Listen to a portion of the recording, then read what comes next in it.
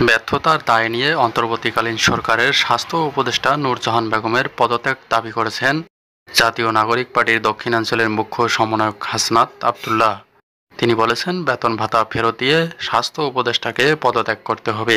Doctor ইউনূসের স্বজনপ্রীতির সবচেয়ে বড় উদাহরণ হচ্ছে স্বাস্থ্য উপদেষ্টা। চাঁদপুর বাসস্ট্যান্ডে এনসিপির পথসভায় বুধবার দুপুরে তিনি এসব কথা বলেন।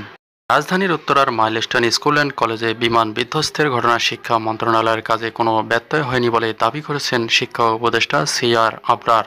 তাই নিজে থেকে পদত্যাগ করার কোনো ইচ্ছা তার নেই, তবে সরকার বললে তিনি চলে যাবেন বলেও জানিয়েছেন। বুধবার সচিবালয়ে সাংবাদিকদের সঙ্গে আলাপকালে প্রশ্নের জবাবে তিনি একথা বলেন। এর আগে তিনি বিদ্যুৎ, জ্বালানি ও খনিজ সম্পদ উপদেষ্টা মোহাম্মদ ফাউজুল কবির খানের সঙ্গে বৈঠক করেন।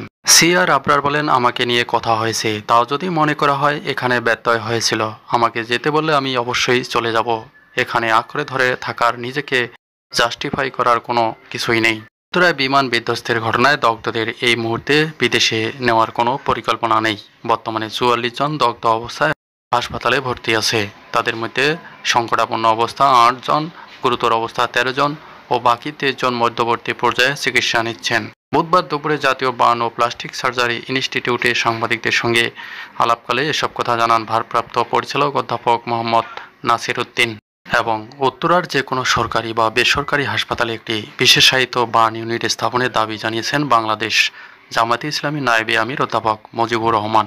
একই সঙ্গে আহতদের চিকিৎসা নিশ্চিতে সরকারের পাশাপাশি দলের পক্ষ থেকেও সহায়তার আশ্বাস দেন তিনি। বুধবার মাইলস্টোন স্কুল অ্যান্ড কলেজে যুদ্ধ বিমান দুর্ঘটনায় নিহত শিক্ষার্থীদের পরিবারের সঙ্গে সাক্ষাৎ করে তিনি তাদের সান্ত্বনা জানান এবং দোয়া করেন। এছাড়াও তিনি আরও বলেন, এই ধরনের দুর্ঘটনায় পুনরাবৃত্তি যাতে না ঘটে সেজন্য একটি নিরপেক্ষ তদন্ত কমিটি গঠন করে প্রকৃত কারণ চিহ্নিত করতে হবে। সরকারের উচিত দ্রুত পদক্ষেপ নেওয়া।